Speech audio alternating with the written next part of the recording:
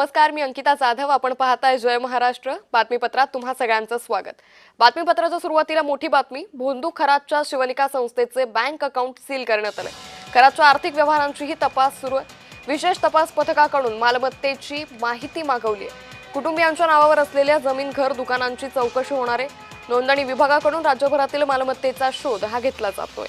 कोट्यवधी रुपयांची आर्थिक माया उघड होण्याची शक्यता यामुळे वर्तवली जाते. मालमत्ता खरेदीसाठी पैसा कुठून आला याचा तपास सध्या सुरू आहे. बेनामी मालमत्ता असल्याचा संशय. पुढील 2 ते 3 दिवसात तपासाला वेग येणार आहे. भोंदू खरातच्या शिवनिका संस्थेचं बँक अकाउंट हे सील करण्यात आलेले. कोट्यवधी रुपयांची आर्थिक माया उघड होण्याची शक्यता आहे. तर या संदर्भात अधिक माहिती घेणार आहोत आमचे प्रतिनिधी किरण गोटूर यांच्याकडून. किरण, अशोक खरातच्या शिवनिका संस्थेचं बँक अकाउंट सील करण्यात आले. तपास कशा पद्धतीने सध्या सुरू आहे?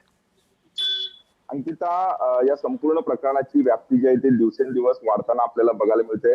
आतापर्यंत 8 गुन्हे या अशोक खरातच्या विरोधात हे दाखल झालेले आहेत. नाशिकच्या सरकारवाडा पोलीस ठाण्यामध्ये हे सगळे गुन्हे दाखल झालेले होते. पण आता हे सगळे गुन्हे जे SIT कडे वर्ग करण्यात आलेला आहेत आणि इथून पुढचा जो तपास आहे तो SIT करेल अशा पद्धतीची सूत्रांची माहिती आहे. आता एक नवीन अपडेट अशा पद्धतीचे मिळत आहे. खरं तर या अशोक खरातचं जे मंदिर आहे नाशिकच्या सिन्नर भागात, या मंदिराचं एक संस्था आहे आणि त्या संस्थेच्या जे ट्रस्टच्या माध्यमातून मोठ्या प्रमाणात आर्थिक व्यवहार झालेला आहे अशा पद्धतीचा संशय आहे. आणि त्याच संशयाने या संपूर्ण ट्रस्टचं जे अकाउंट आहे ते आता सील करण्यात आलेलं आहे आणि याच माध्यमातून अनेक मोठ्या प्रमाणात आर्थिक व्यवहार झालेला आहे अशा पद्धतीचा संशय आहे. तर मागच्या 2-3 वर्षांमध्ये मोठ्या प्रमाणात मालमत्ता जो आहे तो अशोक खरातने एकूणच जमवल्याचा सुद्धा संशय आहे. अनेक एकूणच ठिकाणी या अशोक खरातने जमीन खरेदी केलेला आहे. नाशिक, सिन्नर, नगर अशा भागांमध्ये हे जमिनीचे व्यवहार जे आहेत ते मोठ्या प्रमाणात झालेले आहेत. आर्थिक उलाढाल मोठ्या प्रमाणात झालेला आहे आणि या संस्थेच्या माध्यमातून देखील आर्थिक उलाढाल मोठ्या प्रमाणात झालेला आहे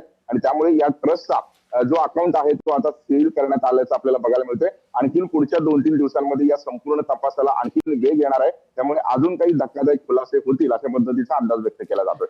निश्चित किरण, या संदर्भातले अपडेट घेत राहू. तुर्तास धन्यवाद आपण दिलेल्या सविस्तर माहितीसाठी.